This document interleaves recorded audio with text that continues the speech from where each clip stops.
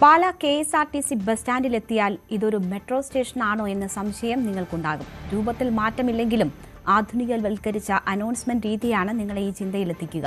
കണ്ടക്ടറായ KM അരുണാണ് സ്വന്തമായി app നിർമ്മിച്ച് metro സ്റ്റേഷനുകളെ അനുസ്മരിപ്പിക്കുന്ന announcement കൊണ്ടുവന്നത്. പൊൻകുന്നം വഴി മുണ്ടക്കയത്തിനുള്ള ബസ് സ്റ്റാൻഡിൽ പാർക്ക് ചെയ്തിരിക്കുന്നു. പൈക, കോരാലി, പൊൻകുന്നം, കാഞ്ഞിരപ്പള്ളി, പാറത്തോട് വഴി മുണ്ടക്കയം.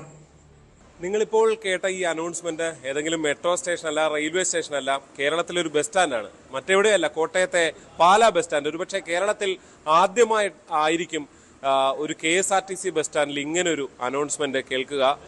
അതിന് കാരണക്കാരനായ അരുൺ KM ഇവിടുത്തെ കണ്ടക്ടറാണ്. അദ്ദേഹമാണ് ഈ ഐഡിയക്കെല്ലാം പിന്നിൽ. ഇതെങ്ങനെയാണ് ഇതിലേക്ക് എത്തുന്നത്?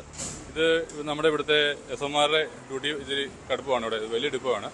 അപ്പോൾ ഒരാൾ തന്നെയാണ് ഇവിടെ അനൗൺസ് ചെയ്യുന്നത്, ബാക്കിയുള്ള എൻക്വയറി എല്ലാം കൈകാര്യം ചെയ്യുന്നത്. അപ്പോൾ അവരുടെ ഒരു ബുദ്ധിമുട്ട് കണ്ടിട്ടാണ് ഇങ്ങനെ ഒരു ഐഡിയ തോന്നിയത്. ഇങ്ങനെ സോഫ്റ്റ്വെയർ ഉണ്ടാക്കിയോ? സോഫ്റ്റ്വെയർ ഡെവലപ്പ് ചെയ്തത് മൊബൈലിലാണ് കാര്യങ്ങളെല്ലാം നടക്കുന്നത്. മൊബൈൽ നമ്മുടെ ആൻഡ്രോയിഡ് ആപ്പാണ്. ആൻഡ്രോയിഡിനകത്ത് വർക്ക് ചെയ്യുന്ന ഏത് ഫോണിലും വർക്ക് ചെയ്യുക, ഏത് ഫോണിലും വർക്ക് ചെയ്യാൻ ആർക്കും ഉപയോഗിക്കാം. അതായത് ഈ കാണുന്ന പോലെ ഇപ്പൊ കാസർഗോഡ് മിന്നൽ എന്നൊക്കെ എഴുതിയിട്ടുണ്ട്. അപ്പൊ അതില് എൻട്രി കൊടുത്താൽ അത് പ്ലേ ആവും. അതെ, ഈ പ്ലസ് സിമ്പിള് നമുക്ക് കൊടുത്തു കഴിഞ്ഞാൽ നമുക്ക് ഇഷ്ടമുള്ള ആഡ് ബസ് ആഡ് ചെയ്യാം. ഇപ്പം കാസർഗോഡ് ടൈപ്പ് ചെയ്യുക, പേര് ടൈപ്പ് ചെയ്യുക. അതിനുശേഷം പോകുന്ന വഴി ഇവിടെ ടൈപ്പ് കൊടുത്തു കഴിഞ്ഞാൽ അത് പറഞ്ഞോളും. ഇതുപോലെ വരും. ഇതുപോലെ നമുക്ക് ടൈപ്പ് ചെയ്ത് കൊടുക്കാൻ പറ്റും.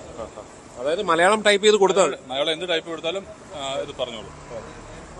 അപ്പൊ പിന്നെ നമ്മളിത് ഇതിൽ പ്രസ് ചെയ്താൽ പ്ലേ ആവും. പിന്നെ വീണ്ടും നമ്മൾ ഇങ്ങനെ ആഡ് ചെയ്യുമ്പോൾ ഇതുപോലെ ഒരു ബട്ടൺ ക്രിയേറ്റ് ആണ് ചെയ്യുന്നത്. അതിനുശേഷം ആ ബട്ടനെ പ്രസ് ചെയ്ത് കഴിഞ്ഞാൽ നമുക്കത് ആഡ് ചെയ്യും, പ്ലേ ആവും. ഇപ്പം ഉദാഹരണത്തിന് പൊൻകുന്നം പോകുന്ന വണ്ടി ഉടനെ പോകാൻ തുടങ്ങുന്നതാണ്.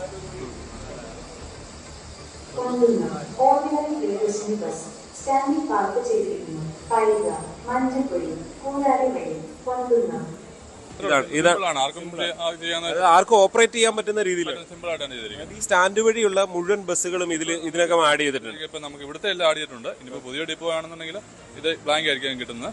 അവിടെ നമുക്ക് പ്ലസ് അടിച്ചിട്ട് ആഡ് ചെയ്യാൻ പറ്റും. ഇത് പെയ്ഡ് ആപ്പാണോ? അല്ലല്ല, ഇപ്പൊ നല്ല പെയ്ഡ് ആപ്പല്ല, വെറുതെ ഫ്രീ. വളരെ സിമ്പിൾ ആയിട്ട് ചെയ്യാൻ പറ്റുന്ന പരിപാടി. നമ്മൾ സാധാരണ മെട്രോ സ്റ്റേഷനിലോ അല്ലെങ്കിൽ റെയിൽവേ സ്റ്റേഷനിലോ ഒക്കെ പോകുമ്പോൾ ഇതൊരു വലിയ സംഭവമാണെന്ന് തോന്നുന്നു. അത്രയൊന്നും ഇല്ല എന്നുള്ളതാണ്. ഇതിപ്പോ നമുക്ക് ഇവിടെ ഇരിക്കുന്ന ഏതാക്കും കൈകാര്യം ചെയ്യാം, ആർക്കും ആഡ് ചെയ്യാം. അതിന്റെ പോരായ്മ ഉണ്ട്. ഞങ്ങളത് അടുത്ത അപ്ഡേറ്റ് ഒക്കെ ആകുമ്പോഴത്തേനും പരിഹരിക്കാനുള്ള.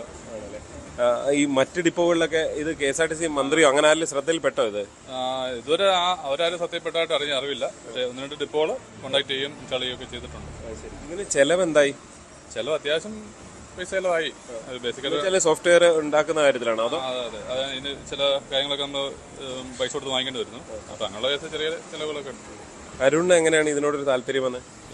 ഞാൻ കമ്പ്യൂട്ടർ ഫീൽഡിലാണ്. ഇതിനു മുമ്പ് കമ്പ്യൂട്ടർ ആയിരുന്നു. ഞാൻ 2003-2006 batch Muttom polytechnic computer engineering പഠിച്ച ആളാണ്. അന്നുപോലെ ഉണ്ട്. ഞാൻ ബേസിക് ടെക്നീഷ്യനാണ്. PC ചെയ്ത് ജോലി കിട്ടിയപ്പോൾ ഇങ്ങനെ വന്നോളൂ. ഇവിടെയുള്ള ബാക്കിയുള്ളവർക്കെല്ലാം ഇത് പഠിപ്പിച്ചു. ഇവിടെ ഇറക്കിയപ്പോൾ എല്ലാം അറിയാം. ഇവിടെ എല്ലാവരും ഹാപ്പിയാണ്. ഞങ്ങളുടെ ഏറ്റവും അശോക് സാറും ഹാപ്പിയാണ്. അശോക് സാറാണ് ആദ്യം ഇത് ഞാൻ കാണിക്കുന്നതും. പുള്ളിയാണത് കൊള്ളാം എന്നൊരു വാക്ക് പറയുന്നത്. ഫുള്ള് പ്രവർത്തിക്കാൻ തുടങ്ങിയോ ആ നിലയിൽ? മുഴുവൻ സമയം അനൗൺസ്മെന്റ് മുഴുവൻ സമയം ഇവിടുത്തെ എല്ലാ വണ്ടികളും നമ്മൾ ആഡ് ചെയ്തിട്ടുണ്ട്. ഇത് ജസ്റ്റ് പ്രസ് ചെയ്ത പ്ലേ ആവും. വണ്ടി ഐഡന്റിഫൈ ചെയ്യുക, ബട്ടൺ ഞെക്കുക. പറഞ്ഞോ. ധാരാളം വണ്ടികൾ ഇവിടെ വന്ന് പാസ് ചെയ്ത് പോകേണ്ടതുകൊണ്ട് നമുക്കൊരു ഇച്ചിരി പെട്ടെന്ന് ഐഡന്റിഫൈ ചെയ്യാൻ വേണ്ടിയിട്ടുള്ളതുള്ളൂ. ചെറിയ ഡിപ്പോകൾക്കൊന്നും ഒരു പ്രശ്നമില്ല. ഇനി ഞങ്ങൾ ഇതൊന്നുകൂടെ ക്രോഡീകരിച്ചിട്ട് അതൊരു ഫോൾഡർ ടൈപ്പ് ഇങ്ങനെ ആക്കി നമുക്ക് ഈസി ആയിട്ട് ആർക്കും കൈകാര്യം ചെയ്യാൻ ഉപയോഗിക്കാൻ തുടങ്ങി. ഞങ്ങളെല്ലാവരും ഉപയോഗിക്കുന്നുണ്ട്. സിമ്പിളാണ്. നമ്മൾ കണ്ടപ്പോൾ തന്നെ ചെറിയൊരു ഒറ്റ ക്ലിക്കിൽ തന്നെ ഏത് വണ്ടിയാണെന്ന് ഐഡന്റിഫൈ ചെയ്യണമെന്ന് മാത്രമേ ഉള്ളൂ. വന്ന വണ്ടി ഏതെന്ന് മനസ്സിലാക്കണം. അതല്ലെങ്കിലും സ്വാഭാവികമായിട്ട് അനൗൺസ്മെന്റ് ചെയ്യുന്നതിനാണെങ്കിലും അത് മനസ്സിലാക്കണം എന്നുള്ളതാണ്. അപ്പോൾ നമ്മൾ സാധാരണ സർക്കാരൊക്കെയാണ് ഇത്തരം വലിയ പദ്ധതികൾ നടപ്പാക്കുക. അതാണ് അരുൺ സ്വന്തം ബുദ്ധിയിൽ ഇവിടെ ഇങ്ങനെ ഫലത്തിൽ നടപ്പാക്കിയിരിക്കുന്നത്. പാലായിൽ നിന്ന് ശ്രീജിത്ത്, ന്യൂസ് 18. കൂടുതൽ വാർത്തകൾക്ക് news 18 Keralam YouTube channel subscribe ചെയ്യുക.